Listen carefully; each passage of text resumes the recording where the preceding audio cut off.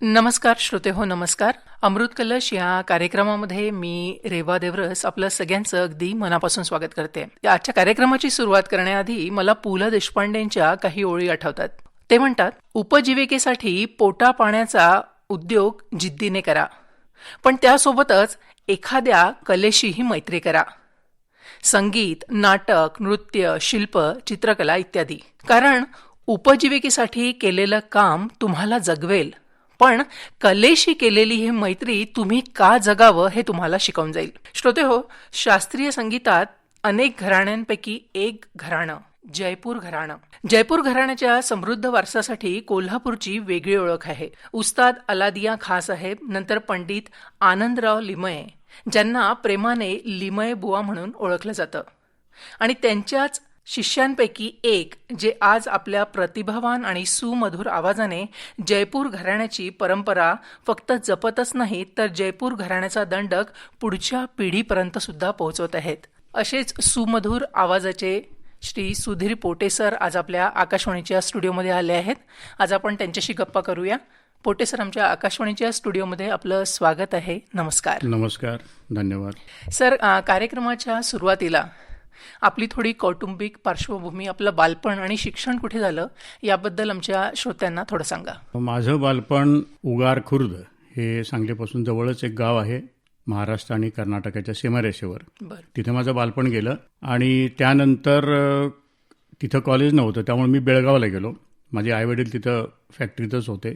त्यानंतर मी कॉलेजला बेळगावला गेल्यानंतर तिथं पहिल्यांदा मी रामभाऊ विजापुरे यांच्याकडं, म्हणजे ते सुप्रसिद्ध हार्मोनियम वादक होते, जे बेळगावला जायचं निमित्त कॉलेजसाठी मी गेलो.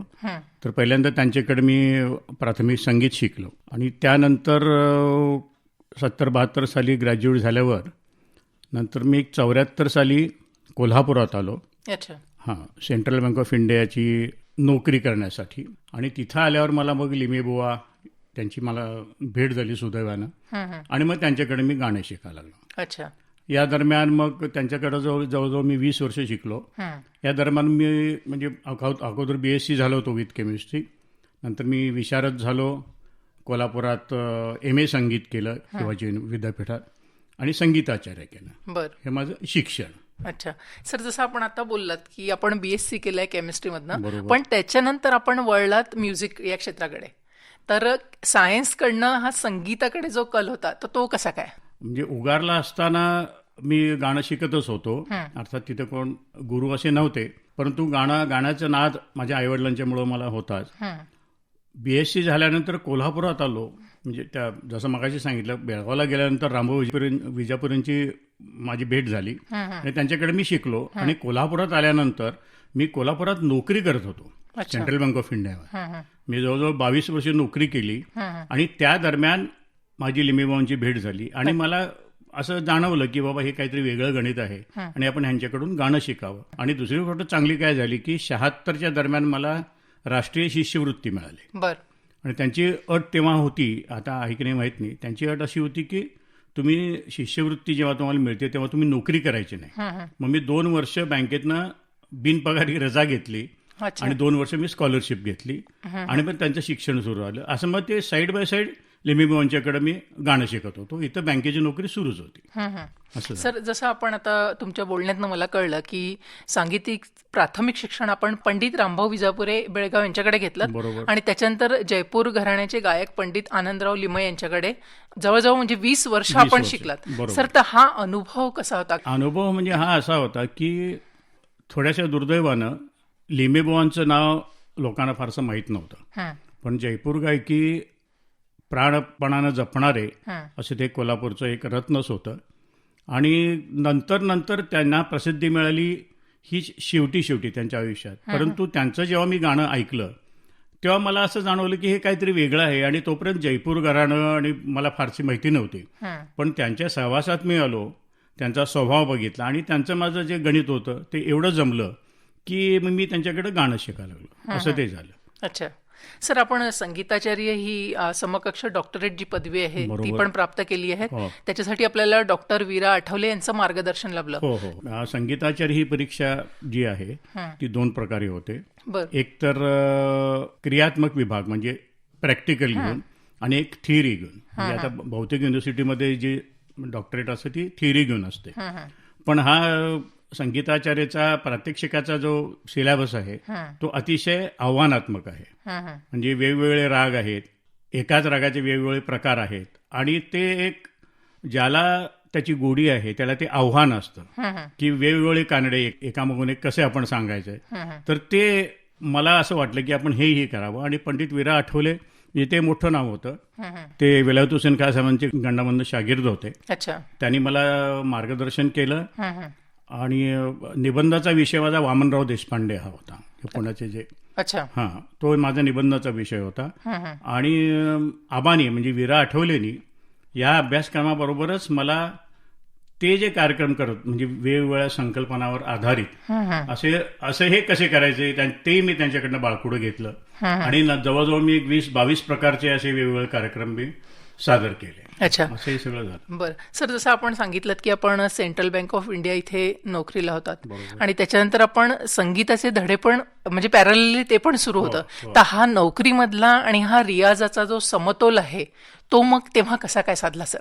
त्यामुळंच ते शक्य झालं ना. म्हणजे समजा मी एखाद्या कारखान्यात असतो तर शिफ्टची ड्युटी लागली असती, पण बँकेची नोकरी त्या मानानं सुखाची. आणि अर्थात मी गाणं नाटक हे सगळं करत असल्यामुळं बँकेच्या लोकांनी मला कन्सेशन दिलं. अर्थात मी काम चुकारपणा कधीच केला नाही, परंतु समजा कार्यक्रम असेल तर सकाळी 10-10:30 बँकेत यायचं आणि 5 वाजता जात होतो. त्यामुळे मी गाणं नाटक हे सगळं करायला मोकळा होतो. आणि जसं मगाशी सांगितलं मला राष्ट्रीय शिष्यवृत्ती मिळाली, त्यामुळे 2 वर्ष मी फक्त गाणं आणि गाणंच केलं. असं झालं. सर, आपण अखिल भारतीय गंधर्व मंडळ मिरज इथे पण रजिस्ट्रार, त्याच्यानंतर एक्झिक्युटिव्ह सेक्रेटरी आणि सचिव म्हणून पण कार्यरत होतात. तर तिकडे कसं काय गेलात सर तुम्ही आणि तिथला अनुभव काय होता? मग तिथला अनुभवही चांगला होता. 1996 साली मी तिकडे गेलो. 93 साली काही कारणामुळं मला असं वाटलं की बँकेची नोकरी सोडावी. म्हणजे बँकेची नोकरी सोडण्यामागे बँकेचा काय संबंध नव्हता, पण मला असं वाटलं की आपल्या आवडीचं काहीतरी काम करावं. म्हणून 96 साली मी त्याच्या कार्यकारी सचिव रजिस्ट्रार म्हणून मी तिथे गेलो. ते 3 वर्ष काम केलं. मला जेवढं जमतंय तेवढ्या सुधारणा मी केल्या आणि प्रामाणिकपणे ते काम केलं. त्यानंतर ते 99ला मी काम सोडलं. त्यानंतर पुन्हा मी निवडून आलो काही वर्षांनी आणि मग सचिवाचं काम केलं. या सगळ्या गोष्टी आनंदाने. आणि शेवटी ती संगीताची संस्था आहे आणि संगीत, नाटक, काव्य या गोष्टी सगळ्या माझ्या आवडीच्या होत्या. त्यामुळे म्हटलं एक संस्थेचा अनुभव बघावा म्हणून मी त्या संस्थेत काम केलं. बरं सर, मगाशी आपल्या बोलण्यात नाही मला जाणवलं की आपण महाराष्ट्र राज्य मराठी विश्वकोश निर्मिती मंडळ संगीत विभागाचे समन्वयक पण म्हणूनही 4 वर्ष काम केलंय. सर, तर आमच्या श्रोत्यांना आपण या विश्वकोश बद्दल काय सांगाल? म्हणजे हे एक्झॅक्टली काय सांगतो. बरोबर. कसं आहे की एनसायक्लोपीडिया हा लोकांना माहित असतो. बरोबर. Encyclopaedia Britannica. म्हणजे तुम्हाला कुठल्याही गोष्टीबद्दल जाणून घ्यायचं असेल तर तुम्ही तिथं बघू शकता. महाराष्ट्र राज्य मराठी विश्वकोश निर्मिती मंडळ म्हणजे पूर्वी तिथे तर्कतीर्थ होते आणि वाईला ते ऑफिस आहे. आणि मला माहित होतं ते की त्यांचं फार मोठं काम आहे. म्हणजे आज सुद्धा मी सांगू इच्छितो की ज्या कोणाला कुठल्याही गोष्टीबद्दल, कुठल्याही म्हणजे फॅकल्टीबद्दल, म्हणजे एक शास्त्र असेल, इतिहास असेल, भूगोल असेल, आपले प्राचीन परंपरा असेल, तुम्हाला काहीही त्यात अडलं, चित्रपट असेल, नाट्य असेल, तुम्हाला काहीही त्यात अडलं तर तुम्ही तिथं जाऊ शकता, त्यांच्या साईटवर जाऊ शकता. म्हणजे उदाहरणार्थ तुम्हाला असं पाहिजे असेल की गोविंदराव टेंबे, तर तुम्ही तिथं गोविंदराव टेंबे किंवा टेंबे गोविंदराव हे टाईप केलं की टेंबेंची माहिती सगळी मिळते. लताबाई मंगेशकर, म्हणजे हे उदाहरणं तुम्हाला दिली की कुठल्याही म्हणजे चित्रपट असो, नाट्य असो, हे सगळं तुम्हाला मिळतं. आणि माझ्याकडे ती जबाबदारी आली, अचानकच आली. म्हणजे त्यांनी कोणाला तरी विचारलं होतं परंतु ते त्यांना शक्य झालं नाही म्हणून माझ्याकडे ती जबाबदारी आली. मलाही माहित नव्हतं काय. मग ते संगीत विभागाचा समन्वयक म्हणून मी काम केलं आणि जेवढं शक्य होतं ते मी केलं. म्हणजे नव्या नोंदी केल्या, नोंदी मी संपादित केल्या आणि वेगवेगळ्या प्रकारे कशा त्या केल्या जातील हा अभ्यास केला. अर्थात सगळ्यांचं मार्गदर्शन होतं.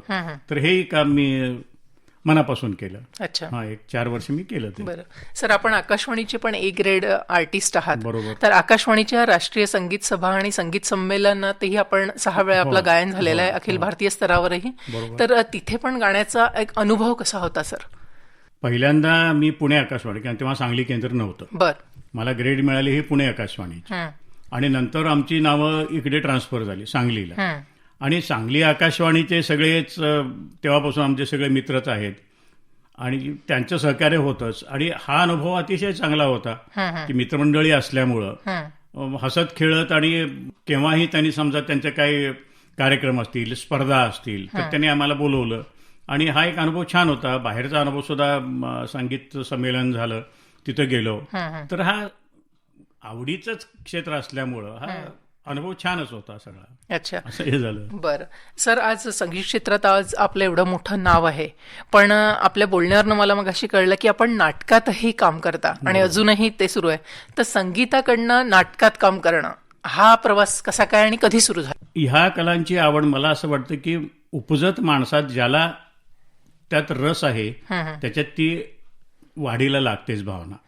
मग उगारला मी जसं मगाशी सांगितलं की पहिल्यापासून मला नाट्यात रस होताच. आणि मला सांगायला आनंद होतो की तिथं तेव्हा त्या काळात जरी कोणी गाणं शिकवणारं नसलं तरी माझ्यासाठी संगीत नाटकं तिथं शिक्षकांनी लिहिली आणि ती मी काम केलं.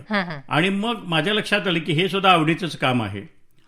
खरं म्हणाल तर मला आज सुद्धा असं वाटतं की संगीत नाटकात काम करणं आणि संगीत नाटकात गाणं हे अतिशय आव्हानात्मक आहे. बरोबर आहे. कारण त्यावेळची दाद हे महत्वाचे आहे आणि प्रेक्षक अगदी आपल्या समोर बसलेले असतात आणि लगेच तुम्हाला कळतं. बरोबर. आणि ऑर्गनचा आवाज ऐकला की तुमच्या अंगात काहीतरी संचारतं, असा माझा आज सुद्धा अनुभव आहे. तर हा सुद्धा छानच अनुभव होता. आणि मग राज्यनाट्यामध्ये वगैरे मी कामं केली, बऱ्याच नाटकात कामं केली, प्रमुख भूमिका केल्या, मला पारितोषिकही मिळाली सरकारची. असा तोही प्रवास माझा सुरू आहे. सर, शास्त्रीय गायक म्हणून एक म्हणजे ज्या मैफिली तुम्ही करता आणि नाटकात काम करणं म्हणजे तुमचा डायरेक्ट संबंध हा प्रेक्षकांशीच येतो, पण याच्यात तुम्हाला काही बेसिक असा काही फरक आढळतो का? फरक तर खूप आहे. कारण जेव्हा तुम्ही गाता, समजा मी एका मैफिलीत गातोय, तर ते गाताना मी आणि माझे 2 साथीदार यांच्यावरती अवलंबून असतं. बरोबर. अर्थात प्रेक्षक हा महत्वाचा आहेच, परंतु गाताना तुम्हाला अंदाज घेत घेत घेत गाता येतं. समजा तुम्हाला काही असं वाटलं की जरा हे चुकतंय तर तुम्ही थांबू शकता. साथीदाराला तुम्ही सांगू शकता की तू जरा वाजव, हे करू शकता. परंतु नाटकात तसं तुम्हाला करता येत नाही. बरोबर आहे. तुमचं एक वाक्य चुकलं तर ते लगेच लोकांच्या कानात आणि नजरेत येतं. तुम्ही पाठांतर विसरला तर नजरेत येतं. तुम्ही बेसूर झाला तर लोकांना कळतं. म्हणून तुम्हाला मी म्हटलं की हे जास्ती आव्हानात्मक आहे. आणि मला वाटतं आपण शास्त्रीय गायन म्हटलं तर ते एक सोलो ऍक्टिव्हिटी आणि ती ग्रुप ऍक्टिव्हिटी आपण असंही कन्सिडर करू शकतो. तो एक मुख्य मुद्दा आहे की तुमचं काम तुम्ही जेव्हा करता, समोरचा चुकला तर त्याचा परिणाम तुमच्या कामावर होऊ शकतो. बरोबर. पण ते सांघिक आहे.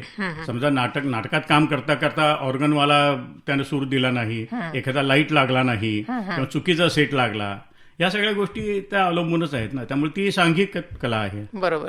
सर, जसं आपण निरनिराळ्या संकल्पनांवर आधारित पण जवळजवळ संगीताशी निगडीत 22 कार्यक्रम केले आहेत, तर त्याबद्दल सविस्तर काय सांगता येईल? पंडित विरा आठवले हे अशा प्रकारचे कार्यक्रम फार छान करायचे आणि त्यांच्याच कार्यक्रमात मी पहिल्यांदा त्यांनी मला सहभागी करून घेतलं. आणि नंतर माझ्या लक्षात आलं की हेही आपण करू शकतो. मग त्यांच्या आशीर्वादानं त्यांच्याकडून काही मार्गदर्शक सूचना मी घेतल्या आणि मी असे वेगवेगळ्या संकल्पनावर आधारित असे मी कार्यक्रम केले. त्यातले काही काही कार्यक्रम थोडक्यात सांगायचे म्हणजे मी पहिला केला रंगतोडीचे. म्हणजे त्यात तोडीचे मी जवळजवळ 17-18 प्रकार घेतले. निरनिराळे कलाकार होते, म्हणजे भारती वैशंपायन होते, पंडित विनोद डिग्रजकर, मग हे माझे मित्रच आहेत. आम्ही तिघांनी तो कार्यक्रम केला. मग मल्हारचे प्रकार, कानडाचे प्रकार, मग आयो फागुन मास हा मी कार्यक्रम केला. म्हणजे भारतात वेगवेगळ्या ठिकाणी होळी कशी साजरी केली जाते त्यावर आधारित कार्यक्रम आणि सगळे होळीचे धमारपासून लावणीपर्यंत तो मी कार्यक्रम केला. कौसायन असा कार्यक्रम केला, म्हणजे मालकंस आणि जवळचे राग तो केला. गुणी गोविंद असा मी एक कार्यक्रम करतो, म्हणजे गोविंदराव टेंबे हा एक माझ्या जिव्हाळ्याचा विषय आहे. म्हणजे गोविंदराव टेंबेंचं सगळं कर्तृत्व, त्यांचं संगीत, त्यांचे चित्रपट, त्यांची भूमिका, रंगभूमी, त्यांचं साहित्य असा मी कार्यक्रम करतो. बरखा बिन मल्हार की असा कार्यक्रम केला. म्हणजे मल्हार रागाशिवाय पावसाच्या बंदिशी असा कार्यक्रम केला. आणि हे मला वाटतं इथे विशेष आहे. मल्हार म्हणजे इटसेल्फ ते पावसाबद्दल आहे, पण त्याच्याशिवायचं मल्हार म्हणजे सर्वसाधारणपणे मल्हार म्हटले की ते पावसाच्या बंदिशी आहेत, पण मल्हार रागाशिवाय पावसाच्या बंदिशी काही रागात आहेत. पण मग ही संकल्पना कशी आली, ती काय कशी सुचली ते काय मी सांगू शकत नाही, पण ती आली सुचली. कुंवर कन्हाई असा कार्यक्रम केला. म्हणजे कृष्णावरच्या बंदिशी, बंदिश प्रेमाची असा कार्यक्रम केला. अशा वेगवेगळे कार्यक्रम मी केले आजपर्यंत. सर मग हे कार्यक्रम कुठे कुठे झालेले? सगळीकडे झाले. म्हणजे बऱ्याच ठिकाणी झाले. महाराष्ट्रावर? हो, महाराष्ट्रात झाले, हैदराबादला झाला, कर्नाटकात झाले. अच्छा. गुणी गोविंदराव टेंब्यांचा तर अमेरिकेत झाला, ऑस्ट्रेलियात झाला. असं ते लोकांनी दाद दिली त्यांना. तसंच तर आपण कंसायन, मालकम्स आणि त्याची फॅमिली याच्यावर आधारित आणि उस्ताद अल्लादिया खां यांच्या बंदिशीचा पण कार्यक्रम करतात. बरोबर. तो पुण्याला जे माझे मित्र आहेत डॉक्टर चैतन्य कुंटे, कानडा काफिला, तो कानडा काफिला केला. आणि अल्लादी खां म्हणजे बंदिशी तो केला. तर अशा प्रकारचं काहीतरी डोक्यात असतं आणि ते मी सादर करतो. अच्छा. सर, आपण मुलाखतीच्या सुरुवातीलाच आपण बोललात की पंडित आनंदराव लिमे यांच्याकडे आपण जयपूर घराण्याचं जे शिक्षण घेतलं संगीताचं, जवळजवळ 20 वर्ष, आणि त्याच्या आधीपासून आपण अविरत शिकताय. सर, तर तेव्हाचं जे शिक्षण होतं क्लासिकल शास्त्रीय संगीत आणि आता जे शिकवतात, तर तुम्हाला याच्यामध्ये काही फरक आढळतो का? निश्चितच फरक आहे. जसं सगळंच वातावरण बदललेलं आहे. मी बिघडलंय असं म्हणत नाही, कारण कसं असतं, हे वातावरण बदलत असतं. ते बिघडतं की नाही हे आपल्यावर अवलंबून असतं. पण आता वेग वाढलेला आहे. तेव्हा कसं, आता लिमेबुवा शिकवत होते, तर ते मला अजून आठवतं की पहिला त्यांनी भूपराग माझ्याकडनं जवळजवळ 6-7 महिने घेतला. तर असं आता होणं कठीण आहे, कारण आताचं वातावरण असं आहे. आणि रियालिटी शोज आणि सर्वसामान्यपणे पालकांची जागरूकता या दृष्टीनं वाढलेली आहे. तेवढा फरक राहणारच आहे, त्यालाही काही इलाज नाही. हे होत राहणारच आहे, कारण वेळ म्हणजे जसं जसं वेळ बदलते, कालचक्र बदलतं, फिरतं, त्यानुसार या सगळ्या गोष्टी बदलणारच आहेत. अगदी फार पूर्वी निबद्ध अनिबद्ध संगीत होतं, ते आम्ही आता कुठं गातोय, पद्ममार कुठं गातोय, आम्ही खेळायलाच शिकलो ना. आता काहीतरी वेगळं, हे होणारच आहे, तर ते तुम्ही ऍक्सेप्ट करायलाच पाहिजे. सर, आधी जी गुरु शिष्य परंपरा होती आणि गुरु शिष्याचं जे नातं होतं, म्हणजे गुरुकुल पद्धती पण होती आता, पण आता तसं काही राहिलं नाहीये की पर्टिक्युलर 1 तास जा, 1.5 तास जा आणि तेवढ्या याच्यात शिका. तर याबद्दल याच्यावर काय प्रकाश टाकतील आपल्याला? गुरुकुल पद्धती आता शक्य नाहीये, कारण आता जिथं तुम्ही बघताय की ऑनलाईन शिकणं जिथं सुरू आहे. बरोबर. म्हणजे मी तसं शिकवत नाही, मला वैयक्तिक ते पद्धत आवडत नाही आणि रुचली नाही. परंतु दुसरी बाजू अशी आहे की समजा अमेरिकेतल्या कोणाला एखाद्या व्यक्तीला शिकायचं असेल, तर मग त्यानं काय करायचं, मग इथल्या कुठंतरी पण काहीच नसल्यापेक्षा ते बरं असं आहे. पण गुरुकुल पद्धती, आता पूर्वी गुरुकुल पद्धती म्हणजे गुरुकुळं राहायचे विद्यार्थी, तिथंच जेवायचे, तिथंच राहायचे, तिथं काम करायचे. आता हे शक्य होत नाही, कारण शिष्याला कुठेतरी त्याचा एक बेस कुठेतरी पाहिजे असतोय. म्हणजे आर्थिक त्याचे काहीतरी नियोजन असल्याशिवाय ते राहू शकत नाही तो. त्यामुळे हेही होणार आहे. आता गुरुकुल पद्धती वेगळ्या पद्धतीची आहे. गुरुनं सांगायचं, फक्त तो समोर बसून राहून शिकत नाही. आता उदाहरणार्थ मुंबईसारख्या ठिकाणी की समजा कुठेतरी दूर राहत असेल शिष्य आणि गुरु दूर राहत असेल, तर जाण्या येण्यात 1-1.5 तास जातात. म्हणजे 1 वे 1.5 तास, असे 3-4 तास गेले तर तो नोकरी केव्हा करणार, संसार केव्हा बघणार, अभ्यास केव्हा करणार आणि शिकणार केव्हा. तरी पण चांगली गोष्ट आहे की काही काही संस्था अशा आहेत की त्या स्कॉलरशिप देतात आणि शिष्याला, जशी मला स्कॉलरशिप मिळाली तसे काही आता काही संस्था देत आहेत आणि ते सुरू आहे. सर, आजची जी पिढी आहे, तरुण पिढी, तर त्या पिढीला जर संगीतामध्ये, आता वाद्यसंगीत असो की गायन असो, याच्यामध्ये जर करिअर करायचं असेल, तर तुम्ही त्यांना काय संदेश द्याल? जेवढं तुम्हाला करता येईल तेवढं करा प्रामाणिकपणे, आणि गुरुवर श्रद्धा ठेवा. होतं कसं आजकाल की मी असे अनेक उदाहरणं बघितलेले आहेत की शिकायला सुरुवात केल्यावर त्या विद्यार्थ्याला किंवा त्या विद्यार्थिनीला किंवा पालकांना असं वाटतं की 6 महिन्यात हा एकदम तयार होईल. तसं नसतं, याला शॉर्टकट नाही. बरोबर. मग शक्य तेवढे तुम्ही याच्यासाठी शक्य तेवढे कष्ट घेतले पाहिजेत, गुरुवर श्रद्धा ठेवली पाहिजे. डोळे उघडे ठेवले पाहिजे आणि आपल्याला काय करायचं आहे आणि कसं करायचं आहे हे एकदा तुम्ही ठरवलं तर तो मार्ग सुकर होत जातो, असं माझं म्हणणं आहे. सर, आज आपण इथे आलात आणि आपण केलेलं कार्य आणि अनुभव आमच्या श्रोत्यांना सांगितलं, त्याबद्दल आकाशवाणीच्या सांगली परिवारातर्फे मी आपले आभार मानते. धन्यवाद. धन्यवाद.